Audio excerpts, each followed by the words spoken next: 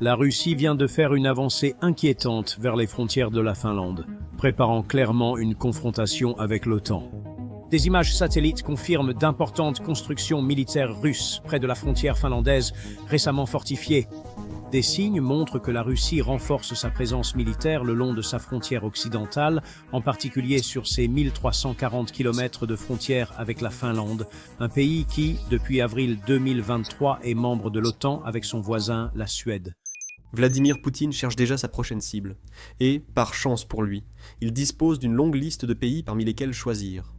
La Russie partage ses frontières avec 14 pays ainsi que des frontières maritimes que balisent avec le Japon et les États-Unis. Ça fait beaucoup de voisins. Et au fil des années, la Russie s'est heurtée à la plupart d'entre eux. Certaines de ces disputes sont récentes, mais beaucoup sont bien antérieures à l'effondrement de l'Union soviétique. En fait, Poutine ne s'est jamais vraiment remis de cet effondrement. Il a ouvertement déclaré que c'était une tragédie, et il semble qu'il rêve encore de ramener l'Union des républiques socialistes, soviétiques, d'une certaine manière. En 2014, il a annexé la Crimée, puis a envahi l'Ukraine à grande échelle. Poutine ne le dira peut-être pas ouvertement, mais ses actions sont claires. Il essaie de récupérer le pouvoir et le territoire perdu. Actuellement, les pays frontaliers de la Russie, en particulier ceux qui ont soutenu l'Ukraine, s'inquiètent et se demandent s'ils seront les prochains sur la liste. Lorsque Poutine a envahi l'Ukraine, il pensait que ce serait une démonstration de force, un rappel que la Russie était toujours une superpuissance et que défier Moscou avait des conséquences. Mais au lieu d'envoyer un message de domination, la guerre a révélé ses faiblesses. Pour la première fois depuis des décennies, l'armée russe semblait vulnérable, peinant face à une petite nation. Ce qui devait être une opération rapide et propre s'est transformé en un chaos brutal et prolongé, qui a laissé la Russie exposée et à vif. Et le monde l'a remarqué. Des pays qui étaient autrefois restés neutres ou silencieux par peur ont commencé à agir. La Finlande et la Suède, autrefois neutres pendant des décennies, ont rejoint l'OTAN par pure crainte. Même le Japon, auparavant discret sur ses différends avec la Russie, conteste désormais ouvertement les revendications de Moscou sur les îles Kouriles. Et maintenant, alors que la guerre en Ukraine touche à sa fin, Poutine cherche à se venger. Cependant, une Russie affaiblie ne signifie pas pour autant qu'elle est inoffensive. Même avec ses faiblesses, elle reste armée, agressive et imprévisible. Et c'est pourquoi les pays à ses frontières se préparent à tout ce qui pourrait arriver. Si les choses empirent, cela pourrait dégénérer en un conflit bien plus large, voire en une nouvelle guerre mondiale. Le fait est que les problèmes de frontières de la Russie n'ont pas surgi de nulle part, c'est une obsession vieille d'un siècle. Pour comprendre la mentalité actuelle de Poutine et de la Russie, il faut revenir non seulement à la chute de l'Union des républiques socialistes soviétiques, mais aussi aux origines de cette situation. Si vous suivez l'actualité, vous savez que ce type d'histoire n'est pas mis en avant par l'algorithme. Poutine et YouTube ne veulent pas de cette scène. Pour diffuser cette vérité, prenez un instant pour aimer et vous abonner. Ça aide à lutter contre le silence et à garder ce genre de contenu en vie. L'Union soviétique a vu le jour en 1922, surgissant des ruines de l'Empire russe après des années de révolution et de guerre civile. Sous Lénine, puis finalement Staline, l'Union des républiques socialistes soviétiques s'est rapidement étendue, engloutissant de vastes territoires à travers l'Europe de l'Est, le Caucase, l'Asie centrale et la Sibérie. Sur le papier, c'était une union de républiques égales, mais en réalité, Moscou contrôlait tout strictement. La force militaire, la répression politique et une volonté implacable d'imposer l'idéologie maintenant l'ensemble uni. Mais les soviétiques ne se sont pas arrêtés à leurs propres frontières.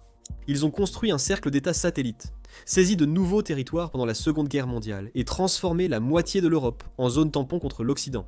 Au milieu du XXe siècle, l'Union soviétique était une superpuissance mondiale, mais son expansion territoriale rapide a semé les graines de nombreux conflits actuels. Mais la Seconde Guerre mondiale a tout bouleversé.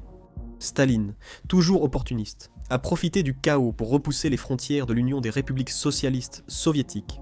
En 1939, lors de la brutale guerre d'hiver, l'Union soviétique a envahi la Finlande, prétextant protéger Leningrad. Les Finlandais se sont battus comme des diables, mais à la fin, ils ont perdu 11% de leur territoire, y compris la Carélie. Ils ont gardé leur indépendance, mais à un prix élevé, vivant dans l'ombre soviétique pendant les 5 décennies suivantes. Staline n'en avait pas fini. En 1940, l'Union des républiques socialistes soviétiques a annexé les États baltes, Lituanie, Lettonie, Estonie, et des régions roumaines. Et dans les derniers jours de la Seconde Guerre mondiale, les troupes soviétiques ont pris d'assaut les îles Kouriles, expulsant les résidents japonais et consolidant leur contrôle. À la fin de la guerre, Moscou contrôlait non seulement ses 15 républiques, mais aussi tout un réseau d'États satellites communistes, comme la Pologne, l'Allemagne de l'Est, la Tchécoslovaquie, la Hongrie, la Roumanie, la Bulgarie, et d'autres encore. Le Kremlin avait bâti un empire immense, et il n'avait aucune intention de le laisser lui échapper. Moscou régnait d'une main de fer. Staline aimait jouer avec les frontières, les redessinant à sa guise, déplaçant des populations et préparant ainsi de futurs conflits. Dans le Caucase, par exemple, il a délibérément placé le Haut-Karabakh, une région historiquement arménienne, sous l'autorité de l'Azerbaïdjan soviétique, s'assurant qu'un jour cela éclaterait en guerre. En Géorgie, il a accordé à l'Abkhazie et à l'Ossétie du Sud une autonomie qui a ensuite nourri des mouvements séparatistes. En Asie centrale, les dirigeants soviétiques ont tracé des frontières qui traversaient les lignes ethniques, mélangeant les communautés d'une manière viable uniquement sous la dictature du Parti communiste. Tant que l'Union des républiques socialistes soviétiques était intacte, ces divisions étaient gérables et maintenues par la force brute. Mais une fois que le contrôle soviétique a faibli, toutes ces tensions territoriales non résolues sont revenues en force. Et chaque fois que ces tensions refaisaient de surface, Moscou répondait par la force brute. En 1956, les chars soviétiques ont écrasé le soulèvement hongrois visant à se libérer. Lorsque la Tchécoslovaquie a tenté de se réformer en 1968, le Kremlin a envoyé l'armée. Ces actions étaient des avertissements à chaque république et État satellite. Si vous sortez du rang, vous serez réprimé. Cette mentalité impériale s'est aussi propagée hors d'Europe, détériorant rapidement les relations avec l'ancien allié communiste chinois. La rupture sino-soviétique des années 1950 a dégénéré en guerre frontalière en 1969 avec des affrontements le long du fleuve Ussuri et au Xinjiang. Les combats ont failli dégénérer en une guerre totale, et la Chine n'a jamais oublié comment la Russie avait annexé des parties de son territoire au XIXe siècle. Cette méfiance historique perdure. Dans les années 1980, l'Union des républiques socialistes soviétiques paraissait puissante de l'extérieur, mais des fissures émergeaient en interne. L'économie était en stagnation.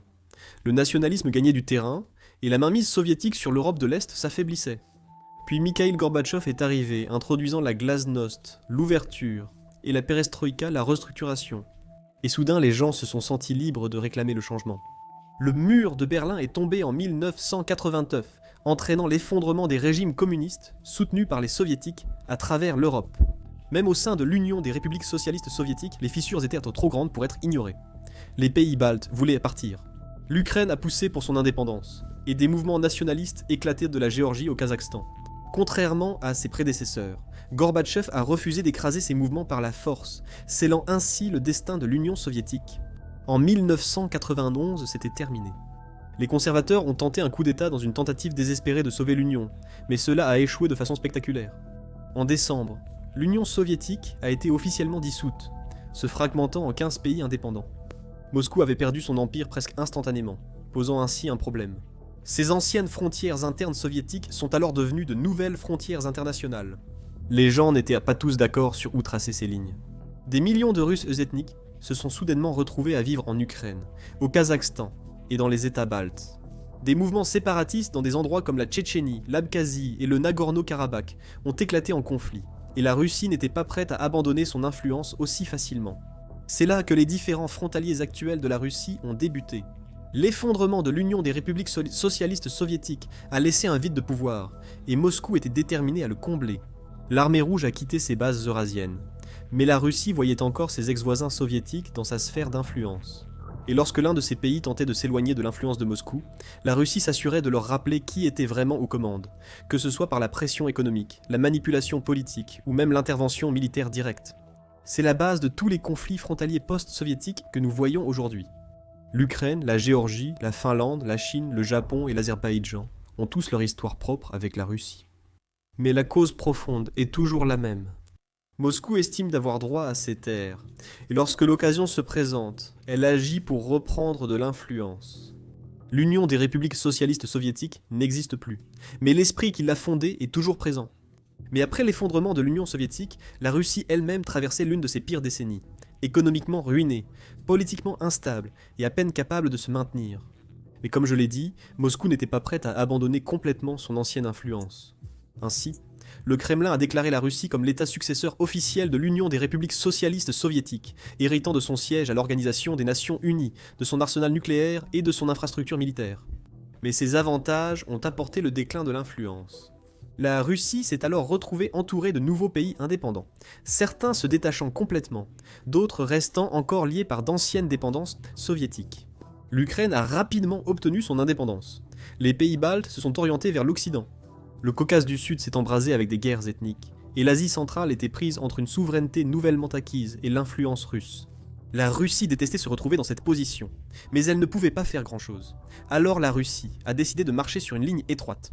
Sur le papier, elle acceptait l'indépendance de ses voisins, mais voulait en réalité garder le contrôle.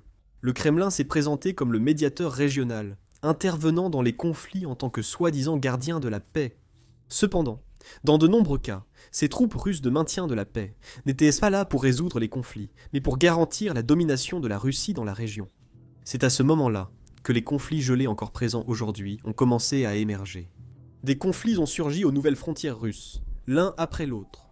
En Moldavie, la région séparatiste de Transnistrie, avec sa grande population russophone et les unités de la 14e armée soviétique encore présentes, a déclaré son indépendance en 1992. Une guerre a éclaté, et les troupes russes sont intervenues, non pas pour arrêter la sécession, mais pour l'imposer. Une enclave pro-russe, qui existe encore aujourd'hui, à l'intérieur des frontières de la Moldavie, agissant comme un conflit gelé, que Moscou peut exploiter à tout moment. Une histoire similaire s'est produite dans le Caucase.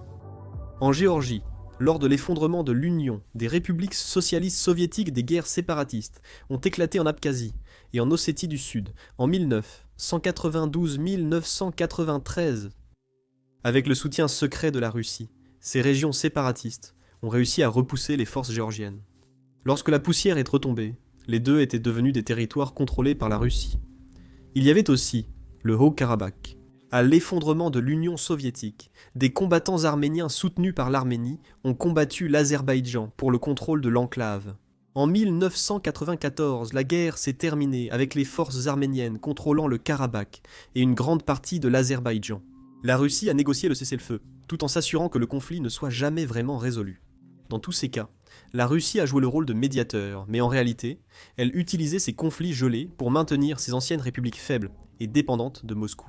La stratégie de Moscou était d'assurer que les nouveaux États indépendants des régions séparatistes, soutenus par la Russie, et où stationnaient des troupes russes, en tant que force de maintien de la paix, restent instables et liés à l'orbite russe. Ce n'était pas une mesure temporaire, mais une stratégie de contrôle à long terme. Et elle serait perfectionnée et répétée dans l'est de l'Ukraine des années plus tard. Mais même si la Russie manipulait les conflits de ses voisins, elle faisait face à sa propre guerre interne, comme la première guerre de Tchétchénie de 1994 à 1996. Contrairement à la Géorgie ou à la Moldavie, la Tchétchénie n'était pas un pays distinct, mais une partie intégrante de la Russie.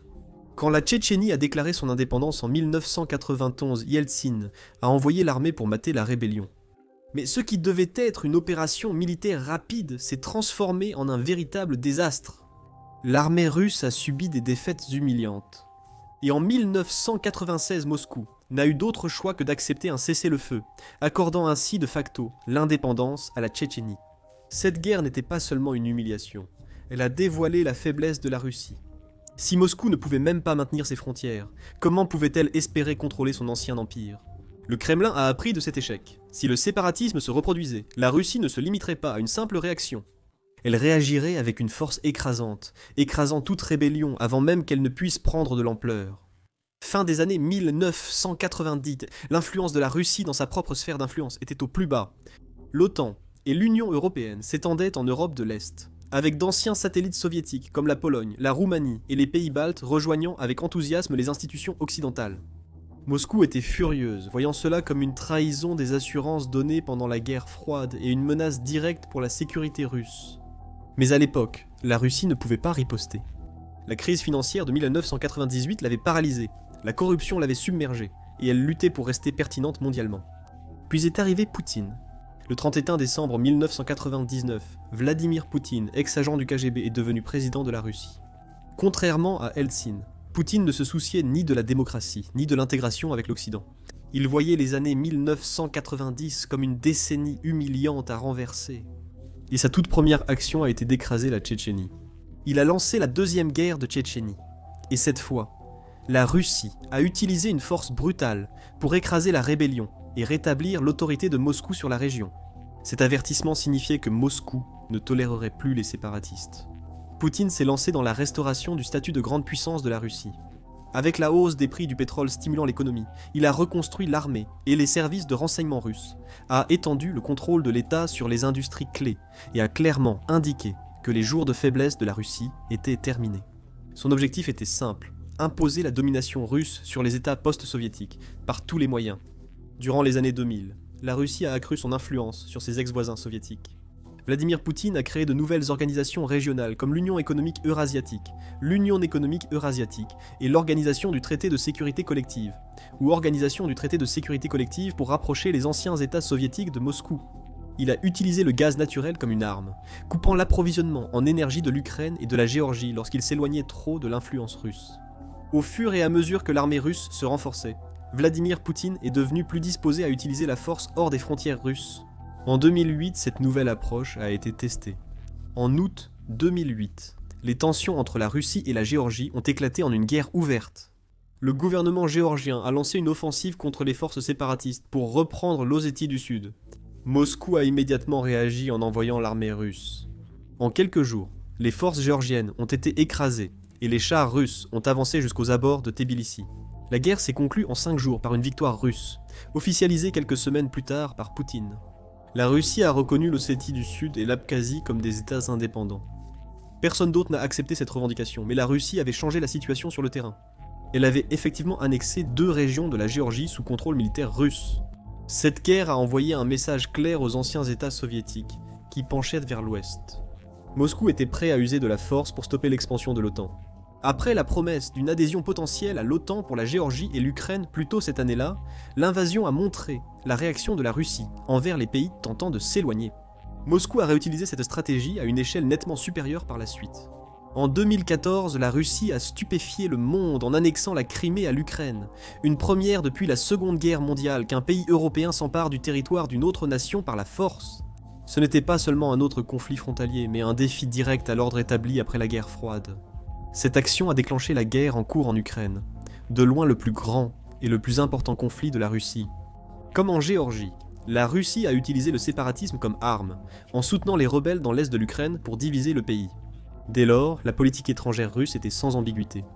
Renforcer le contrôle militaire dans les régions séparatistes, mener des guerres pour contester les frontières post-soviétiques et repousser l'expansion de l'OTAN par la force. Dans les années 2020, Poutine avait clairement exprimé ses ambitions. Il a exigé un retrait de la présence de l'OTAN en Europe de l'Est et, en février 2022, a lancé une invasion à grande échelle de l'Ukraine, tentant une fois de plus de redessiner les frontières par la force.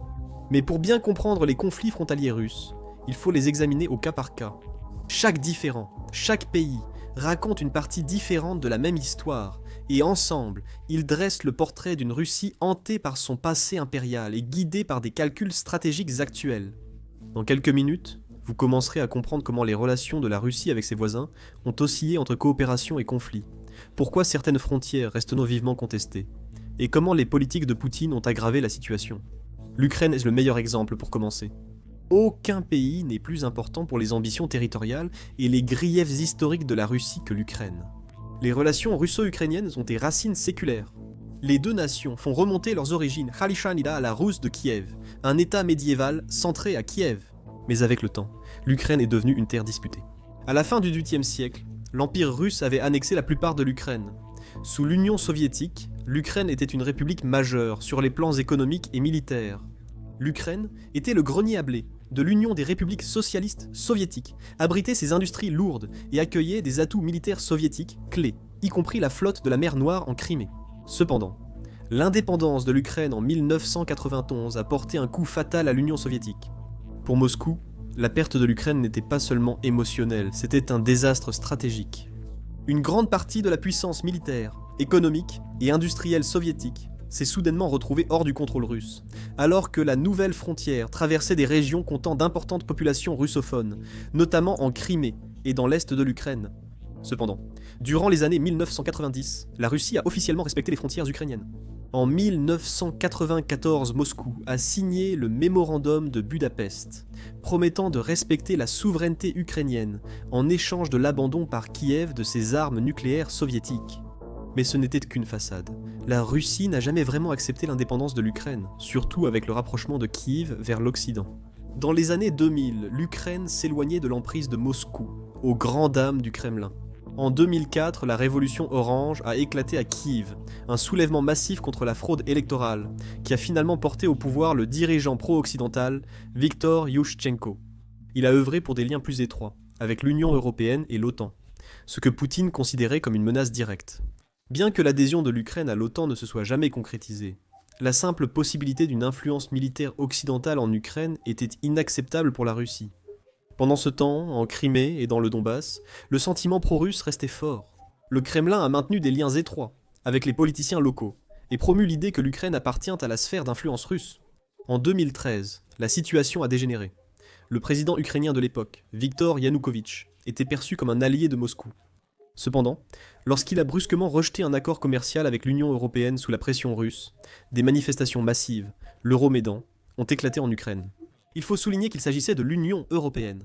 L'OTAN n'était pas du tout une préoccupation des Ukrainiens à cette époque. Les manifestations ont renversé Yanukovych en février 2014, le forçant à fuir en Russie. Pour Poutine, cette crise ukrainienne était un coup d'État soutenu par l'Occident, défiant directement l'influence russe. La Russie a réagi avec une rapidité stupéfiante. Quelques jours après l'éviction de Yanukovych, des forces spéciales russes, déguisées en petits hommes verts, ont saisi la Crimée. En mars 2014, après un référendum factice, la Russie a officiellement annexé la Crimée, une décision condamnée par presque tous les pays du monde. Poutine a justifié l'annexion en affirmant que la Crimée avait toujours été russe et qu'il protégeait les Russes ethniques. Mais en réalité, c'était un coup de maître géopolitique. Cela a sécurisé la flotte russe de la mer Noire à Sébastopol, coupé l'accès de l'Ukraine à ses ressources énergétiques offshore et envoyé un message au monde entier que la Russie était prête à redessiner les frontières par la force. Mais la Crimée n'était que le début. La Russie a ensuite déclenché une rébellion armée dans le Donbass, en soutenant les séparatistes à Donetsk et Louhansk. En avril 2014, des milices pro-russes, armées et entraînées par Moscou, ont déclaré la création de républiques séparatistes. L'armée ukrainienne a tenté d'écraser la rébellion, mais les forces russes sont intervenues secrètement, permettant aux séparatistes de contrôler de larges territoires. La guerre dans le Donbass s'est éternisée, devenant le conflit le plus meurtrier d'Europe depuis les guerres des Balkans, faisant plus de 14 000 morts d'ici la fin 2021. 2 cessez-le-feu, Minsk 1 et 2, ont été négociés en 2014 et 2015. Mais ils n'ont fait que geler le conflit, laissant les séparatistes soutenus par la Russie aux commandes. Pour Moscou, c'était une victoire.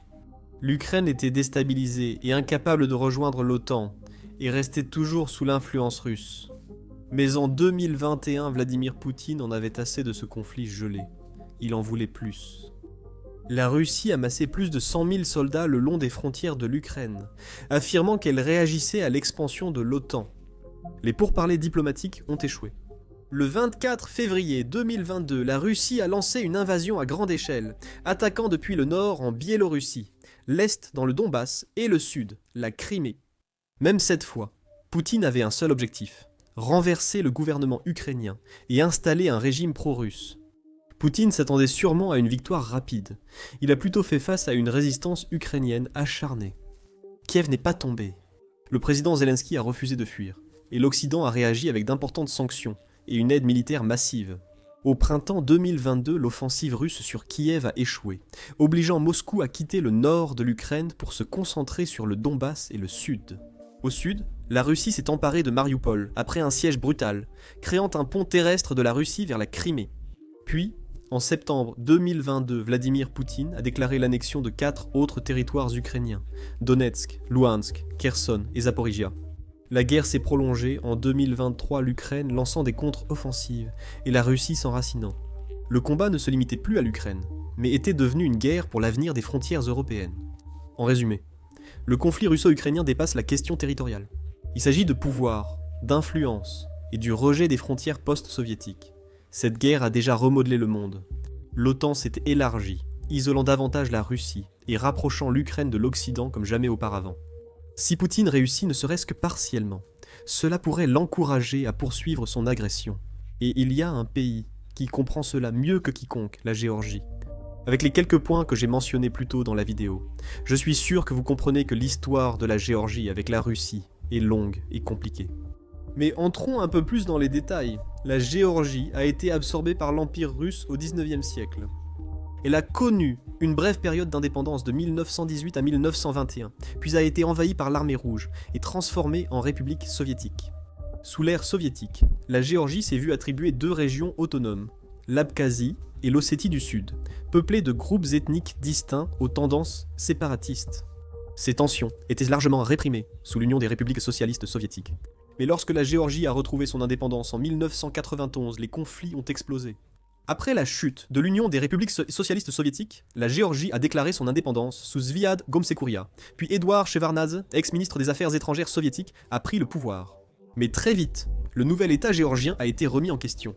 L'Abkhazie et l'Ossétie du Sud ont toutes deux revendiqué leur indépendance, poussées par des divisions ethniques, la crainte du nationalisme géorgien et l'encouragement discret de Moscou.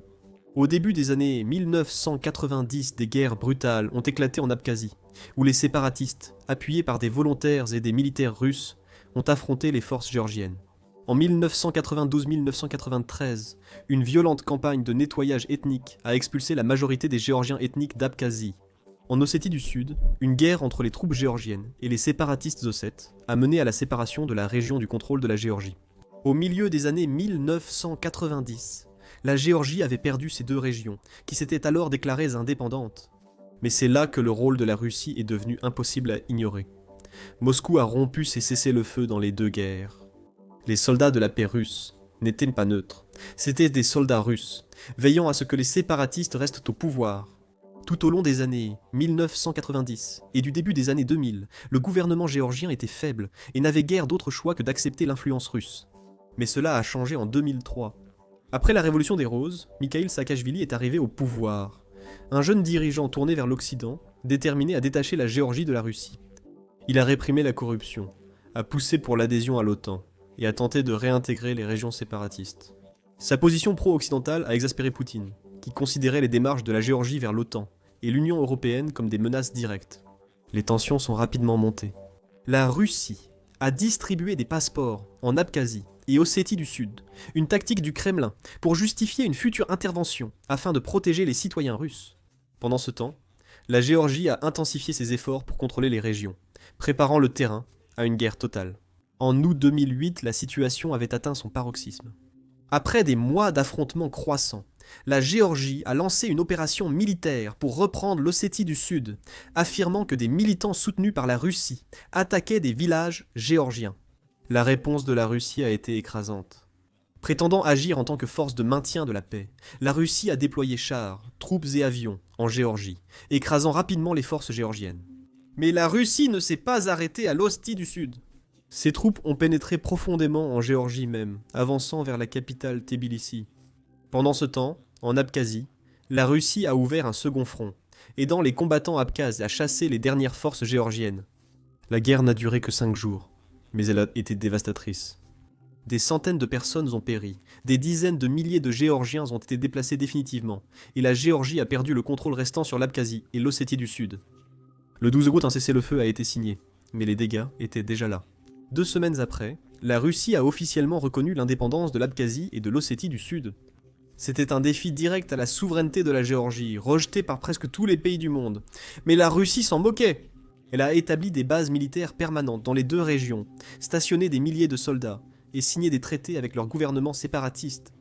À la fin de 2008, 20% du territoire de la Géorgie reconnu internationalement était sous occupation russe. La guerre de 2008 a été un traumatisme national pour la Géorgie. En fait, la candidature de la Géorgie à l'OTAN est effectivement gelée depuis lors, car la présence de différents territoriaux actifs rend l'adhésion presque impossible. Mais la Russie ne s'est pas contentée de conserver les terres qu'elle a prises en 2008, elle a continué à repousser les frontières. Depuis 2011, les forces russes en Ossétie du Sud déplacent lentement les clôtures frontalières plus profondément en Géorgie, s'emparant de fermes, de maisons et de villages du jour au lendemain. Cette frontiérisation se fait discrètement, par étapes, en utilisant d'anciennes cartes soviétiques comme justification. Des communautés géorgiennes ont été divisées, certains habitants se réveillant en territoire contrôlé par la Russie. Cette expansion non déclarée est un cauchemar pour les habitants, séparant des familles de leurs terres agricoles. Des civils ont été kidnappés par les gardes frontières russes, malgré les protestations. C'est une stratégie pour garder la Géorgie faible, divisée et incapable de s'aligner avec l'Occident. Plus de 15 ans après la guerre, la Géorgie reste un pays fracturé. L'Abkhazie et l'Ossétie du Sud sont en fait des zones militaires russes, avec des milliers de soldats russes, stationnés en violation du cessez-le-feu de 2008. La Géorgie considère ces régions comme son territoire, mais elles sont en réalité occupées par sa recoin par la Russie. Chaque fois que la Géorgie se rapproche de l'OTAN ou de l'Union européenne, la Russie riposte par des menaces, provocations ou annexions de nouveaux territoires. Le peuple géorgien soutient massivement l'intégration occidentale, mais son gouvernement doit avancer avec prudence. Une expansion excessive risquerait une nouvelle intervention russe, la Géorgie ayant servi de répétition pour l'Ukraine à bien des égards. La réaction timide du monde en 2008, avec quelques sanctions et protestations diplomatiques sans conséquences réelles, a servi de leçon à Poutine. Il a réalisé qu'il pouvait conquérir des territoires par la force sans conséquence. Et 6 ans plus tard, en 2014, il a appliqué la même stratégie à la Crimée. La Géorgie demeure un avertissement pour les autres voisins de la Russie. Malgré l'absence de guerre active, la situation reste instable. Pour les milliers de Géorgiens de souche forcés de quitter leur foyer, la promesse de retour reste justement cela, une promesse. Tant que Poutine sera au pouvoir, la Géorgie demeurera menacée, tiraillée entre les ambitions impérialistes russes et ses propres aspirations à la liberté. Mais ce n'est pas le cas avec la Finlande. L'agression de la Russie envers ce pays s'est retournée contre elle. Poutine voulait arrêter l'expansion de l'OTAN, mais il a fini par doubler la frontière de la Russie avec l'OTAN. Pendant des siècles, la Finlande a entretenu une relation complexe avec la Russie, tantôt comme champ de bataille, tantôt comme zone tampon. La Finlande et la Russie partagent une frontière de 1300 km faisant de la Finlande l'un des voisins clés de la Russie. Pendant une grande partie de l'histoire moderne, la Finlande n'avait d'autre choix que de gérer prudemment sa relation avec Moscou. À l'origine contrôlée par l'Empire suédois, la Finlande a été cédée à la Russie en 1809 et est devenue un grand-duché autonome au sein de l'Empire russe. Mais lorsque la Première Guerre mondiale et la Révolution russe ont plongé la Russie dans le chaos, la Finlande a saisi sa chance pour l'indépendance en 1917. Contrairement à d'autres territoires séparatistes de la Russie, la Finlande a échappé au contrôle soviétique, mais Moscou n'était pas prêt à la laisser partir sans conséquence. À la fin des années 1930, Staline voyait la Finlande comme un risque stratégique. La frontière était trop proche de Leningrad, l'actuel Saint-Pétersbourg, à seulement 32 km, et dans l'esprit de Staline, c'était une menace pour la sécurité inacceptable. Les soviétiques ont exigé que la Finlande cède des terres pour créer une zone tampon, offrant en échange un territoire ailleurs. La Finlande a refusé, et en novembre 1939, l'Union soviétique a envahi, déclenchant la guerre d'hiver. Malgré leur infériorité numérique, les forces finlandaises ont fait preuve d'une résilience légendaire au combat. Les troupes soviétiques s'attendaient à une victoire aisée, mais se sont enlisées dans des conditions hivernales difficiles, subissant de lourdes pertes. Les tireurs d'élite finlandais, les troupes à ski camouflées et les tactiques de guérilla ont semé le chaos parmi l'armée rouge envahissante. Finalement, le simple nombre de soldats de l'armée rouge a épuisé la Finlande, et en mars 1940, Helsinki a été contrainte de signer le traité de paix de Moscou. La Finlande a perdu environ 9 à 11% de son territoire, y compris la région de Carélie, mais a réussi à préserver son indépendance. Plus de 400 000 Caréliens, soit 12% de la population finlandaise, ont été forcés d'évacuer, refusant de vivre sous la domination soviétique.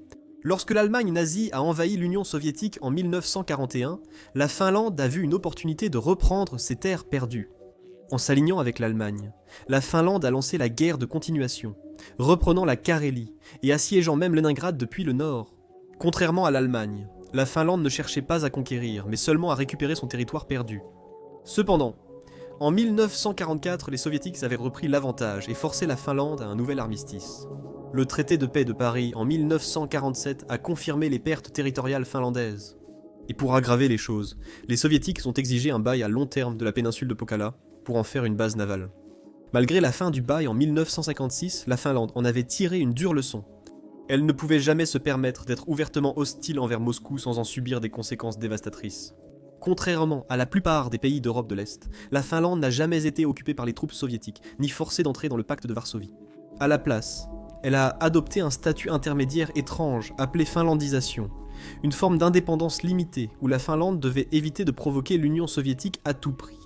En vertu du traité d'amitié finno-soviétique de 1948, la Finlande a accepté de ne jamais rejoindre une alliance hostile à l'Union des républiques socialistes soviétiques et de consulter Moscou sur les questions de sécurité.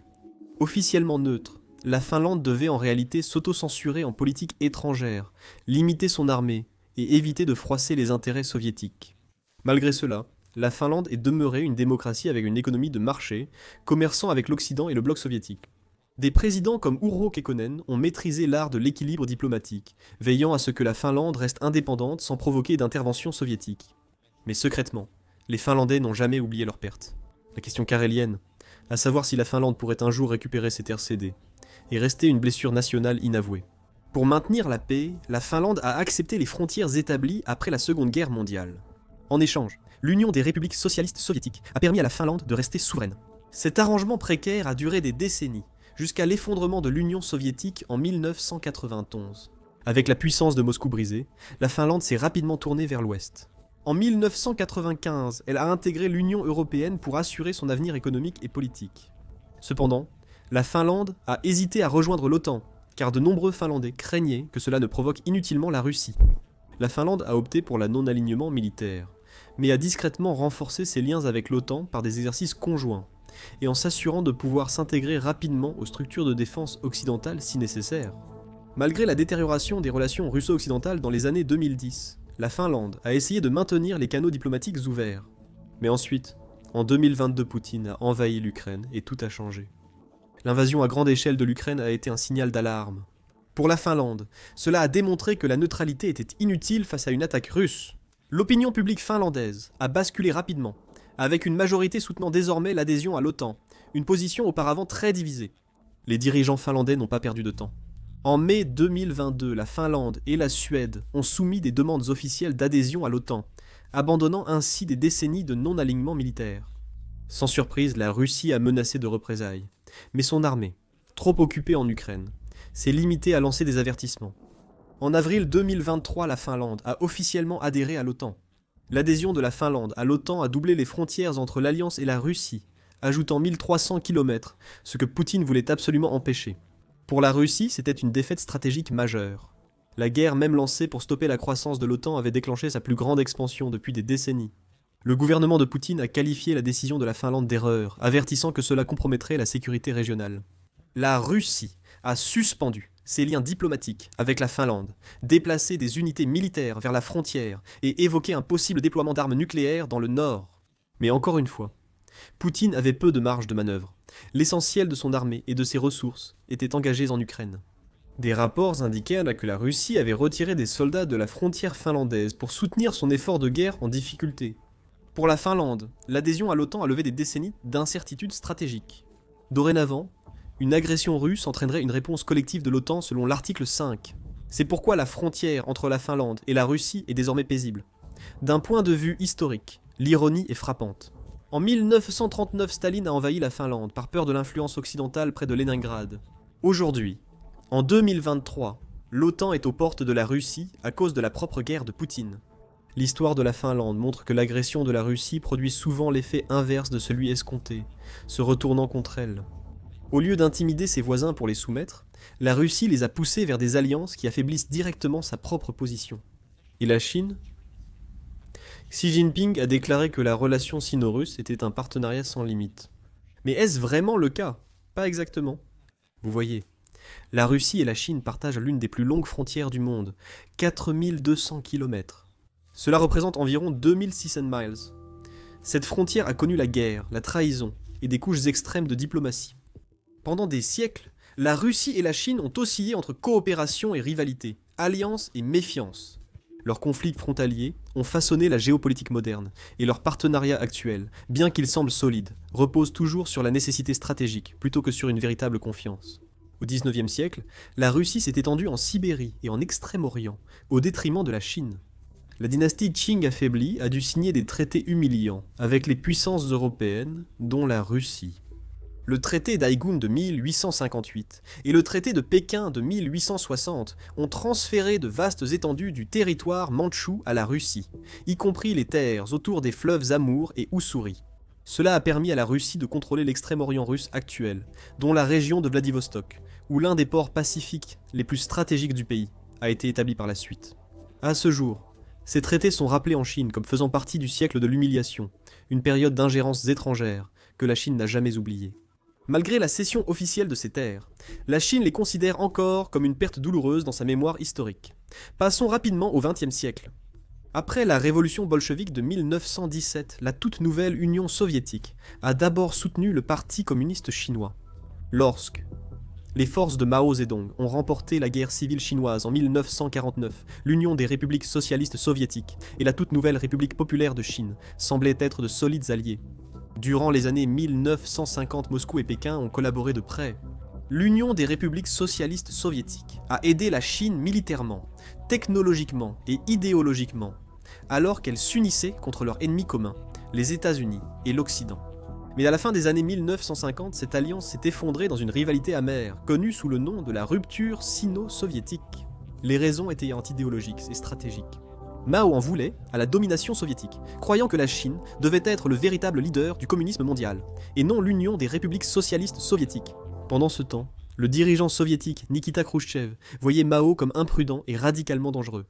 Ce qui avait commencé comme des désaccords politiques s'est rapidement transformé en un véritable conflit géopolitique, la longue frontière entre eux devenant un point de tension dangereux. Dans les années 1960, les relations s'étaient tellement détériorées que la Chine et l'Union soviétique étaient au bord de la guerre. L'affrontement le plus grave a eu lieu en mars 1969 sur la rivière Assuri, à l'île d'Emansky, ou Shinbaodao en chinois. Les troupes chinoises ont piégé les gardes-frontières soviétiques, provoquant un affrontement sanglant, causant des dizaines de pertes dans les deux camps. Pendant un bref instant, il a semblé que les deux géants dotés de l'arme nucléaire allaient entrer dans une guerre totale. Selon certains rapports, Moscou aurait même envisagé une frappe nucléaire préventive contre les installations nucléaires chinoises. La crise a été évitée de justesse grâce à une diplomatie intense, évitant ainsi un tournant historique. Mais la frontière est restée fortement militarisée pendant des années. Durant les années 1970, des millions de soldats étaient postés à la frontière, les deux pays se préparant à une guerre totale potentielle. Ironiquement, la rupture sino-soviétique a poussé la Chine vers un nouveau partenariat inattendu avec les États-Unis.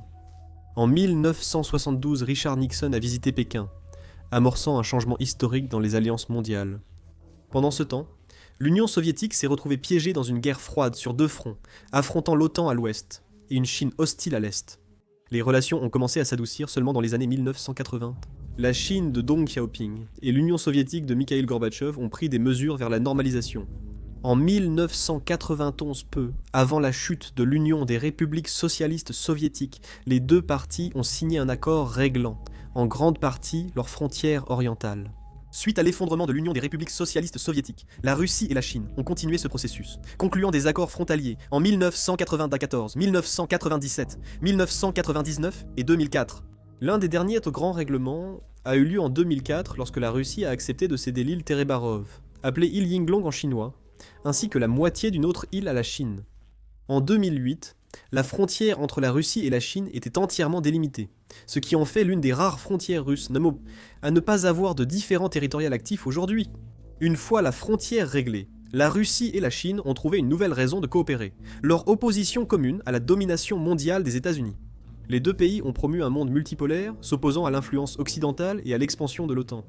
Ils ont créé de nouveaux cadres comme l'Organisation de coopération de Shanghai pour contrebalancer les alliances américaines. Économiquement, la relation a prospéré. La Chine est devenue le plus grand partenaire commercial de la Russie, achetant d'énormes quantités de ressources russes. Le gazoduc Force de Sibérie, inauguré en 2019, a encore approfondi leur interdépendance économique. Malgré ce partenariat, un déséquilibre évident persiste. La Chine est maintenant dominante, tandis que la Russie devient de plus en plus un partenaire subordonné. Les Russes expriment en privé des inquiétudes concernant les intentions à long terme de la Chine en Sibérie et dans l'extrême-orient russe. L'écart démographique est ahurissant. Seuls 6 à 7 millions de Russes vivent dans l'immense extrême-orient russe, riche en ressources, tandis qu'en face, dans la province chinoise du Heilongjiang, des dizaines de millions de Chinois résidents. Certains Russes redoutent une future domination économique et démographique de la Chine dans la région, malgré l'absence d'intérêt officiel de Pékin à modifier les frontières actuelles. En février 2022, peu avant l'invasion de l'Ukraine par la Russie, Vladimir Poutine et Xi Jinping se sont rencontrés à Pékin et ont annoncé un partenariat illimité. Mais quand la guerre a éclaté, la Chine s'est retrouvée dans une position délicate. Pékin n'a pas officiellement approuvé l'invasion, mais a également refusé de la condamner. La Chine a plutôt blâmé l'OTAN et a poursuivi ses achats d'énergie russe à prix réduit, soutenant ainsi l'économie russe malgré les sanctions. À l'Organisation des Nations Unies, la Chine s'est abstenue lors des votes, au lieu de soutenir totalement la Russie. Malgré son soutien économique et diplomatique, la Chine s'est gardée de fournir une aide militaire directe, vraisemblablement pour éviter des sanctions secondaires contre ses entreprises. Pendant une grande partie du XXe siècle, l'Union des républiques socialistes soviétiques dictait les termes de sa relation avec la Chine. Aujourd'hui, cette dynamique s'est inversée. La Chine a largement dépassé la Russie en puissance économique, en influence mondiale et en levier stratégique à long terme. Poutine et Xi ont peut-être présenté un front uni, mais en réalité, la Russie dépend de plus en plus du soutien chinois. La Russie et la Chine restent des partenaires proches, unis par une opposition commune à la domination occidentale, mais aussi par d'autres points communs. Ils partagent également un rival commun à l'Est, le Japon. Pour la Chine, le Japon est un ennemi historique, une nation qui a envahi son territoire pendant la Seconde Guerre mondiale, commettant des atrocités comme le massacre de Nankin et occupant de vastes portions de terre chinoise. Les blessures de cette histoire restent profondes, exacerbant les tensions de longue date concernant les territoires disputés en mer de Chine orientale. Mais cette vidéo concerne la Russie. Et le principal différend non résolu de la Russie avec le Japon est le conflit des îles Kouriles. Ce différend, appelé au Japon la question des territoires du Nord, est l'un des plus anciens conflits frontaliers de la Russie, resté gelé pendant plus de 70 ans. Ce différend remonte à la fin de la Seconde Guerre mondiale, quand l'Union des républiques socialistes soviétiques a envahi les territoires contrôlés par le Japon, s'emparant des Kouriles et du sud de Sakhaline. Les îles Kouriles s'étendent de la péninsule du Kamtchatka en Russie jusqu'à l'île septentrionale d'Hokkaido au Japon, formant une barrière stratégique entre la mer d'Okhotsk et l'océan Pacifique. Ces îles ont une valeur géopolitique, des eaux riches en poissons, des réserves potentielles d'hydrocarbures et une importance militaire stratégique. Historiquement, les îles ont été revendiquées par la Russie et le Japon, mais à la fin du XIXe siècle, un accord avait été trouvé. Selon le traité de Saint-Pétersbourg de 1875, la Russie a cédé les Kouriles au Japon, et en échange, le Japon a renoncé à ses revendications sur Sakhaline, donnant à la Russie le contrôle total de cette île plus grande. Cela a pacifié la frontière jusqu'à ce que la Seconde Guerre mondiale vienne tout changer. En août 1945, vers la fin de la Seconde Guerre mondiale, l'Union soviétique a déclaré la guerre au Japon, tenant une promesse faite aux États-Unis et au Royaume-Uni à Yalta. En quelques jours, les forces soviétiques ont lancé une offensive massive, prenant d'assaut les territoires contrôlés par le Japon, y compris le sud de Sakhaline et les îles Kouriles. En septembre 1945, l'Union des républiques socialistes soviétiques contrôlait l'ensemble des Kouriles et la population civile japonaise fut expulsée vers le Japon. Ichiru, Kunachir, Shikotan et les îlots Abomai, ces 4 îles étaient les plus importantes dans l'ensemble du différend. Le Japon insiste sur le fait que ces îles ont toujours fait partie de son territoire et n'ont jamais été destinées à être incluses dans les conquêtes soviétiques en temps de guerre. Moscou, cependant, n'est pas d'accord et soutient que l'ensemble de la chaîne des Kouriles a été légitimement transféré sous contrôle soviétique dans le cadre des accords d'après-guerre. Lors de la conférence de Yalta, les Alliés ont convenu que les Kouriles reviendraient à l'Union des républiques socialistes soviétiques. Dans le traité de paix de San Francisco de 1951, le Japon a officiellement renoncé à ses revendications sur les îles Kouriles, mais le traité ne les a jamais explicitement attribuées à l'Union soviétique, et l'Union des républiques socialistes soviétiques n'a jamais signé ce traité. Le Japon a affirmé que les 4 îles disputées ne faisaient pas partie des Kouriles, mais étaient des extensions de Hokkaido, et donc non concernées par la renonciation du Japon. Cette faille juridique est devenue la base des revendications continues du Japon. En raison de ce différend territorial non résolu, le Japon et l'Union soviétique n'ont jamais signé de traité de paix formel après la Seconde Guerre mondiale. Techniquement, leur guerre n'a jamais officiellement pris fin, restant dans un état légal de cessation de guerre plutôt que dans une paix totale. Durant la guerre froide, ce conflit territorial a gardé le Japon et l'Union des républiques socialistes soviétiques éloignés. Les États-Unis ont officieusement appuyé les revendications japonaises, affirmant qu'une normalisation des relations avec Moscou exigerait de résoudre la question des Kouriles. En 1956, les deux parties sont parvenues à un accord. L'Union des républiques socialistes soviétiques et le Japon ont signé une déclaration pour rétablir leurs relations diplomatiques. Selon l'accord, l'Union des républiques socialistes soviétiques a accepté de restituer Shikotan et les îlots Umbolmei, les 2 plus petites îles, après la signature d'un traité de paix. Ce traité n'a jamais vu le jour parce que les États-Unis ont fait pression sur le Japon pour qu'il ne se contente pas de 2 îles, suggérant que si le Japon abandonnait ses revendications sur les 2 plus grandes, les États-Unis pourraient garder Okinawa sous administration américaine indéfiniment. Le Japon a refusé de conclure un accord, laissant la question en suspens. Après l'effondrement de l'Union des républiques socialistes soviétiques, le Japon espérait qu'une Russie affaiblie serait encline au compromis. Dans les années 1990 sous Yeltsin, de sérieuses discussions ont eu lieu sur un possible règlement. Mais l'opinion publique russe et l'opposition nationaliste ont rendu politiquement impossible pour tout dirigeant de céder des terres conquises pendant la Seconde Guerre mondiale. Dans les années 2010, Poutine s'est engagé dans une diplomatie avec le Japon, notamment avec le Premier ministre Shinzo Abe. La déclaration conjointe de 1956 a été relancée, et les négociations se sont concentrées sur le transfert de Shikotan et Habomai, la même solution à 2 îles, qui avait été discutée des décennies plus tôt. Mais en 2020, Poutine a définitivement fermé la porte. La Russie a modifié sa constitution, ajoutant une clause interdisant la cession de tout territoire russe. Cela a effectivement rendu illégal le retour de l'une des îles Kuriles au Japon. Dès lors, pour la Russie, le différend territorial n'était plus négociable. Puis vint 2022. Le Japon a fermement condamné l'invasion de l'Ukraine par la Russie, s'alignant avec les nations du G7 pour sanctionner Moscou.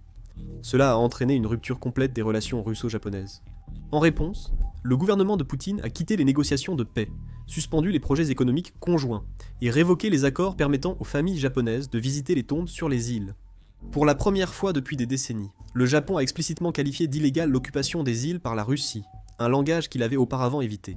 Face à l'intransigeance croissante des deux parties, toute possibilité de résoudre le différend s'est envolée. Sans traité de paix et sans négociation, le différend des îles Kuriles demeure un conflit gelé. La Russie a progressivement renforcé sa présence militaire sur les îles, déployant des systèmes de missiles avancés, élargissant les bases militaires et menant régulièrement des exercices militaires dans la région. Pour la Russie, les îles ont une fonction militaire cruciale. Elles contribuent à sécuriser la mer d'Okhotsk, où opère la flotte du Pacifique et les sous-marins nucléaires russes. Contrôler les Kuriles garantit la domination russe sur ses accès maritimes orientaux, ce qui en fait bien plus qu'un simple trophée historique. Pour le Japon, ce différend est un chapitre douloureux et inachevé de la Seconde Guerre mondiale. Ce problème entrave l'établissement de relations diplomatiques complètes avec la Russie. Au niveau national, aucun gouvernement japonais ne peut signer un traité de paix sans aborder la question des îles Kuriles, un cas d'école de différend territorial. C'est un exemple de la façon dont les conflits territoriaux peuvent rester non résolus pendant des générations. Enfin, nous avons un dernier problème majeur du Pacifique au Caucase du Sud. Les conflits frontaliers de la Russie concernent aussi cette région. Ici, l'Arménie et l'Azerbaïdjan sont engagés dans une lutte brutale pour le Haut-Karabakh depuis plus d'1 siècle. Le Haut-Karabakh, connu sous le nom d'Artsakh par les Arméniens, est une région montagneuse historiquement peuplée d'Arméniens ethniques, mais qui a été placée sous contrôle azerbaïdjanais pendant l'ère soviétique. Les origines de ce conflit remontent à des siècles d'influence perse, ottomane et russe, alors que les Arméniens chrétiens et les Azéris turcs vivaient sous des empires rivaux. Au XIXe siècle, l'Empire russe avait annexé l'Arménie et l'Azerbaïdjan, semant les graines des tensions actuelles. Après la Première Guerre mondiale, quand l'Empire russe s'est effondré, l'Arménie et l'Azerbaïdjan ont revendiqué le Haut-Karabakh, entraînant des affrontements violents. Lorsque l'Union soviétique a pris le contrôle du Caucase dans les années 1920, les politiques nationales de Joseph Staline ont placé le Haut-Karabakh sous administration azerbaïdjanaise. Malgré sa population majoritairement arménienne, la région a obtenu un statut d'autonomie. Mais cela a semé les graines de futurs conflits. Un territoire doté d'une forte identité ethnique, piégé à l'intérieur d'une frontière artificielle, gouverné par un État dont il ne voulait pas faire partie. Pendant des décennies, la question est restée en sommeil, sous la domination soviétique. Toute dissidence ouverte était impossible dans l'Union des républiques socialistes soviétiques de Staline. Mais lorsque Mikhaïl Gorbatchev a introduit des réformes dans les années 1980, permettant une plus grande ouverture politique, les Arméniens du Haut-Karabakh ont vu une opportunité de se séparer. En 1988, l'Assemblée régionale du Haut-Karabakh a adopté une résolution exigeant d'être transférée de l'Azerbaïdjan soviétique à l'Arménie soviétique. Le gouvernement soviétique a refusé cette demande, déclenchant une réaction en chaîne de violence. Des pogroms ont éclaté avec des massacres d'Arméniens dans des villes azerbaïdjanaises et l'expulsion d'Azéris d'Arménie. Le conflit a dégénéré, et lorsque l'Union soviétique s'est effondrée en 1991, les Arméniens du Karabakh ont déclaré leur indépendance. C'était un acte de sécession de l'Azerbaïdjan, déclenchant une guerre totale entre l'Arménie et l'Azerbaïdjan. La première guerre du Haut-Karabakh a été un conflit brutal et sanglant, marqué par des nettoyages ethniques, des atrocités et des déplacements massifs de population. L'Arménie, soutenant les forces arméniennes du Karabakh, a réussi à vaincre militairement l'Azerbaïdjan et a non seulement sécurisé le Haut-Karabakh lui-même, mais a aussi occupé 7 districts azerbaïdjanais environnants, créant ainsi un corridor terrestre reliant la région à l'Arménie. Lorsqu'un cessez-le-feu négocié par la Russie a été signé en 1994, l'Azerbaïdjan avait essuyé une défaite écrasante. Plus de 600 000 Azerbaïdjanais ont été expulsés du Haut-Karabakh et des régions environnantes, tandis que la République autoproclamée d'Artsakh fonctionnait comme une entité contrôlée par les Arméniens à l'intérieur des frontières internationalement reconnues de l'Azerbaïdjan. La Russie, bien que médiatrice, avait joué un double jeu. La Russie a vendu des armes à l'Arménie et à l'Azerbaïdjan, s'assurant qu'aucun des deux camps ne puisse vraiment l'emporter, les maintenant dépendants de l'influence de Moscou, une stratégie classique de diviser pour régner. Ce gel du conflit a garanti que, pendant les 26 années suivantes, Moscou resterait le principal arbitre du pouvoir dans la région. Malgré l'absence de guerre majeure durant cette période, les affrontements frontaliers sont demeurés fréquents et meurtriers. Pendant ce temps, l'Azerbaïdjan, enrichi par le pétrole et le gaz, a reconstruit son armée avec l'aide de la Turquie, d'Israël et de la Russie. À la fin des années 2010, l'Azerbaïdjan se préparait à une revanche. En 2020, après des années d'impasse diplomatique et de démonstrations militaires, l'Azerbaïdjan a lancé une offensive à grande échelle pour reprendre le Haut-Karabakh. Cette guerre n'a duré que 44 jours, mais elle a complètement changé l'équilibre des forces dans le Caucase du Sud. Les forces azerbaïdjanaises, équipées de drones de pointe, d'artillerie de précision et soutenues militairement par la Turquie, ont rapidement percé les défenses arméniennes. La guerre a révélé les vulnérabilités de l'Arménie, dont l'armée dépassée a eu du mal à faire face à la guerre de haute technologie de l'Azerbaïdjan. Malgré son alliance officielle avec l'Arménie, la Russie a refusé toute intervention militaire. Pourquoi ? Les affrontements avaient lieu en territoire azerbaïdjanais. Et puisque l'Arménie elle-même n'a pas été attaquée, le pacte de défense de la Russie avec l'Arménie ne s'appliquait pas. En novembre 2020, l'Arménie a dû capituler face à la victoire imminente de l'Azerbaïdjan. Un cessez-le-feu négocié par la Russie a mis fin à la guerre, l'Arménie cédant de grandes parties du Haut-Karabakh et les 7 régions azerbaïdjanaises environnantes. Fait crucial, la Russie a déployé 2000 soldats de la paix pour surveiller les zones restantes contrôlées par l'Arménie et le corridor de Lachin, la ligne de vie reliant le Karabakh à l'Arménie. Pour la Russie, c'était une arme à double tranchant. L'Azerbaïdjan avait gagné un revers majeur pour l'influence arménienne. D'un autre côté, la Russie avait maintenant une présence militaire directe dans le Haut-Karabakh, lui donnant un levier sur les deux parties. Après l'invasion de l'Ukraine par la Russie en 2022, Moscou s'est retrouvé préoccupé par sa propre guerre, et l'Azerbaïdjan y a vu une opportunité. Sentant la distraction de la Russie, l'Azerbaïdjan a renforcé son emprise sur le Haut-Karabakh, bloquant le corridor de Lachin et assiégeant effectivement la population arménienne restante. Puis, en septembre 2023, l'Azerbaïdjan a lancé une opération militaire complète pour éliminer une fois pour toutes le contrôle arménien sur le Karabakh. Cette fois-ci, la guerre a duré moins d'une journée.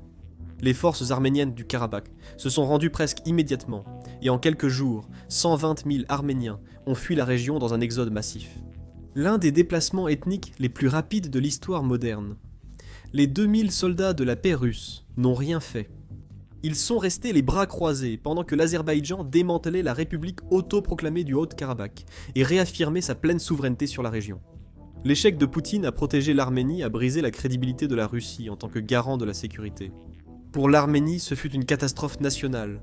La présence arménienne séculaire au Karabakh a disparu subitement. Pour l'Azerbaïdjan, ce fut une victoire historique, le président Ilham Aliyev déclarant la fin du conflit. Pendant des décennies, la Russie avait maintenu son contrôle sur le Caucase, en gardant des conflits comme le Haut-Karabakh non résolus. La stratégie de l'Arménie s'est retournée contre elle. Avec le soutien turc, l'Azerbaïdjan est devenu la force dominante régionale. L'Arménie, se sentant trahie par la Russie, questionne désormais sa dépendance envers Moscou. L'inaction de la Russie a suscité des doutes sur ses garanties de sécurité, non seulement en Arménie, mais dans l'ensemble de la sphère post-soviétique. L'Arménie cherche à renforcer ses liens avec l'Occident, refusant d'accueillir les exercices de l'Organisation du traité de sécurité collective et collaborant avec les observateurs de paix de l'Union européenne. Des manifestants à Erevan ont même appelé l'Arménie à quitter complètement l'orbite de la Russie, un scénario autrefois impensable.